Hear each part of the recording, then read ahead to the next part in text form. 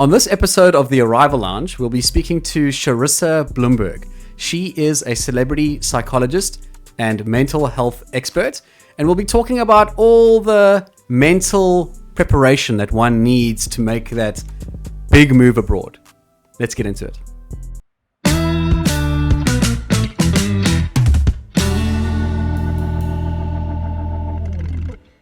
How are you? I'm good, thanks, Robbie, and I'm super excited to be at your workplace, New World Immigration. It's nice to have you here. We're going to be talking about something that's quite important. Yes. How do prospective migrants prepare mentally for this trip abroad, for this travel abroad? Yeah, that is $1 million question, and that's so important because it's not something that everyone thinks about. You know, you get all the paperwork done, you wait for it, and then it comes through. And then suddenly there's all these things to do and all these changes to do, and to prepare the family and the friends and the goodbyes and the packing up. So it's very important. We have to have mental resilience, and we have to prepare ourselves for that change in so many different ways. So can we discuss a few of them? So you've got your visa. You've had this dream of relocating abroad, and it's always this greener pastures thing on the other side of the fence. And now it's actually happening. You got your visa approved. Yes. And now it all becomes real. And we've seen this in our company where, you know, when this realness kicks in, and then people start thinking, oh, is this for me? Will I be okay abroad? What do I need to do? How do I prepare? Am I going to get homesick? Am I going to make friends? All these things. Exactly, all of that. And then packing up your home and what do you leave behind and what not. All the little things that you're not really prepared for hit you all at once. So exactly as you said, paperwork's through. Oh my goodness. Now look at all the other things we hadn't thought of doing. And then it can become absolutely overwhelming if you don't have support and you hadn't thought about it and you're not mentally prepared. Where does one find the right type of support? Okay, well, we're really excited. We'll be offering some coaching soon, I hope. The right support is a coach to hold your hand all the way through. So when you're having a panic attack to say, how do I get my kids out of school? They're refusing. They don't want to say goodbye to their kids. We're there to assist you and the entire family how to explain to the kids, to everybody, this is a new change. It's a new beginning. This is a dream come true. So let's hold your hand and let's take each obstacle step by step and work our way through it. So there's this big thing, resistance to change. Like humans don't like this, right? They hate it. They hate it. How do we get comfortable with the idea that change, if introduced, can better our lives? Yes. So, you know, as we've spoken before about this, that change and people resisting change is part of emotional intelligence. So we have to just look at being stuck in our way and how we can get out of that by realizing it's a whole new life. It's a whole new beginning. It's actually a blessing, you know. So I think it's the way that we frame it in our mind. Oh, it's overwhelming. Oh my gosh, how am I going to do this? Another family don't want to move. It's just like, let's reframe this. We are blessed. We are lucky. We're having a new beginning.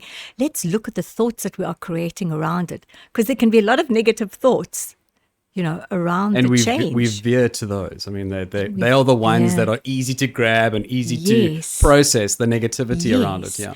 And of course, because it's emotional, you know, you'll say things, I can't do this. I never thought it would be, oh my gosh, I have to say goodbye to elderly people. I can't.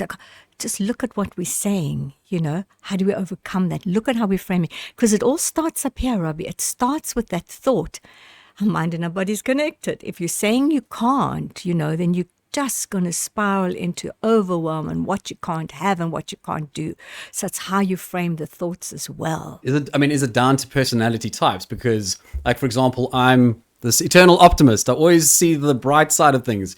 Some people are more cautious. They are, maybe they've been bitten before by some sort of emotional issue that they might have had in the past, and this kind of rearing its head again. Oh my word, I'm going to feel that level of loneliness. I'm going to, you know, struggle socially. How am I going to make friends? Those sorts of things. So how do you, if you are one of those personality types, how do you make that switch and then all of a sudden become this confident, courageous person that sees all the good in things and how your life can be improved upon abroad? Well, it's not going to happen overnight. Of course, we have to be aware. And this is where self-reflection comes in. What kind of personality type am I? And let me just say this, Robbie, the type A's, which I am, and I think possibly you are, the perfectionists, the go-getters, the everything has to be perfect and right, and everything has to be planned to the last detail. And we are the overthinkers. They're going to struggle a little bit more because you want every single little detail and write down everything. And that's when, I'm going to say this again, it can become overwhelming. So it's a lot of work we have to do on ourselves, but that's okay because we can't have a new beginning with an old, whatever we are from before. We can't drag that baggage into a whole new beginning and a whole new culture. So it's in order to be prepared, know the culture, know where you're going. Do you have friends there? Do you have people?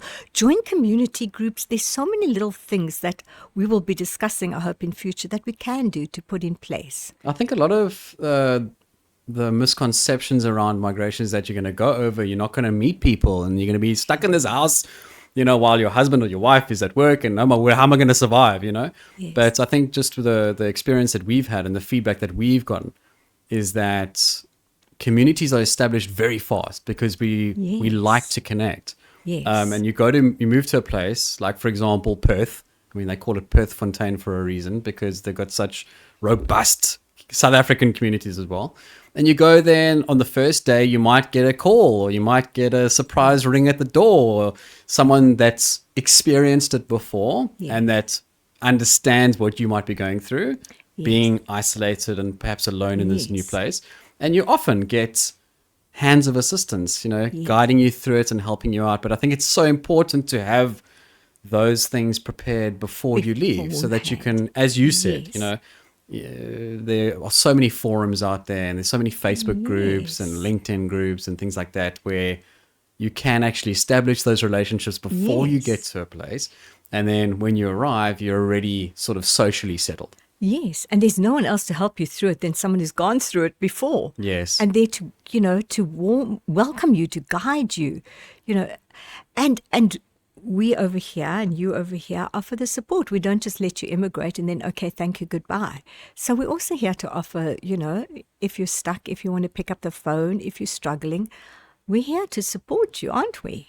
It's something quite unique that we're offering as a business. And thank you so much for your time that you've spent here up until now learning about what we do, and how we've recognized the importance of this.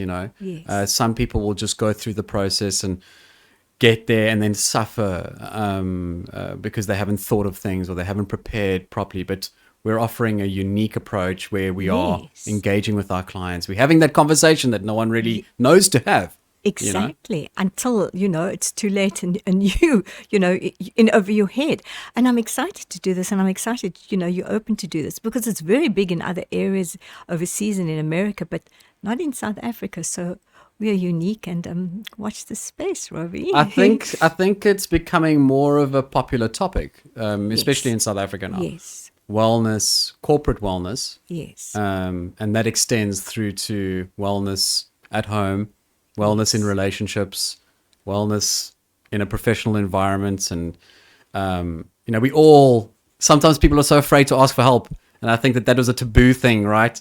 That was happening 5-10 years ago. But I think humanity in a way is like opening up to this idea that we all need assistance, with things. Yes. And it shouldn't be seen as a sign of weakness. It should be a courageous thing that you're doing in seeking those things and being prepared for what might be, quite a challenging journey. Yes. It's all exciting. But exciting, exactly. Absolutely. Very exciting. But there are emotional things that we need to think about so that we can be prepared. Yes. Yeah. And we need to thank you that you did right, and we need to make very sure it doesn't lead to burnout because, we're stressed and stress leads to burnout, and that's a topic for another day. So, yes, mental wellness in all aspects. Absolutely. Well, thanks so much for your time. We're going to be having so many more of these episodes. Can't wait. And we'll be discussing all sorts of psychological things because that's what your expertise is going forward. But and I obviously encourage all the listeners to tune into the next few episodes. We'll be talking about this quite a bit. But thanks so much for your Yes. time and coming in today. I really appreciate it. Thank you so much. We're looking forward to sharing some hacks. As it Fantastic. were. Thank you. All the best, Robbie. Thank you.